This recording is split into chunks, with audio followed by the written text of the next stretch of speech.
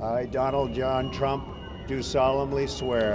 Golf কোর্টে হোক বা ওভাল অফিসে প্রেসিডেন্ট ডোনাল্ড ট্রাম্পের পুরনো আইফোনটা সব সময় থাকে তার পকেটে। এক একটা ফোন কল যেন তার কাছে এক একটা রহস্যের বাক্স, যেখান থেকে বের হতে পারে যে কোনো বিদেশি নেতা, পুরনো বন্ধু কিংবা একেবারে অচেনা কেউ। ট্রাম্প যেন এই চমক ভালোবাসেন, এমনকি অচেনা নম্বরও রিসিভ করে জিজ্ঞেস করেন কে বলছেন।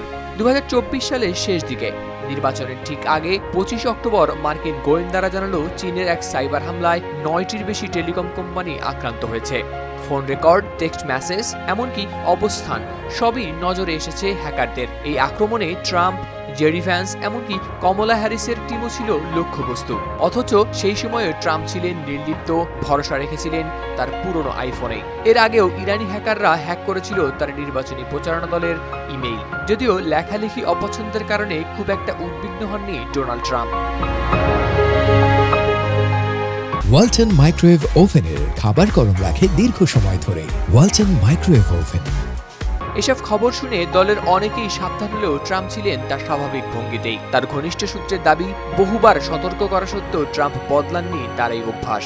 এক উপদেষ্টা হাল ছেড়ে দিয়েছিলেন অনেক আগেই। ক্ষমতা লাভের পরদিন ভোরে ট্রাম্প বলছিলেন, বিশ্বাস করবে না, 20 জন বিশ্ব নেতা আমাকে ফোন করেছে, সবাই যেন আমার মন জয় করতে চাইছে।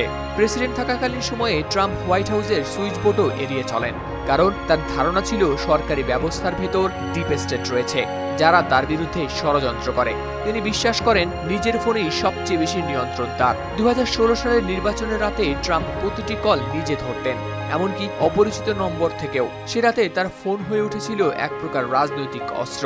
একসময় মোটা লাল টাইয়ের মতোই তার ব্যক্তিগত মোবাইল ফোন হয়ে দাঁড়িয়েছিল তার পরিচয়ের অঙ্গ। তবে সবাই কিন্তু অবাধে ফোন দিতে পারেন না ট্রাম্পকে।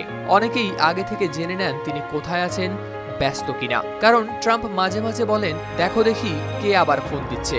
তা নিয়ে হালকা ঠাট্টাও করেন। সংবাদ সম্মেলন চলাকালে ফোন বেজে ওঠার ঘটনাও আছে বহুবার, যখন তিনি রিংটন থামাতে হিমশিম খাচ্ছিলেন। এখন প্রশ্ন হচ্ছে, এই খোলামেলা মোবাইল ব্যবহারের নিরাপত্তা কতটুকু?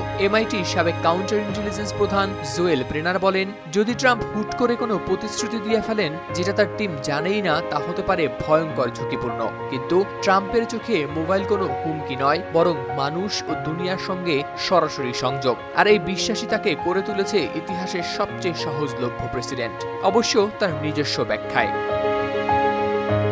হাওলাদার শামীম, RTV।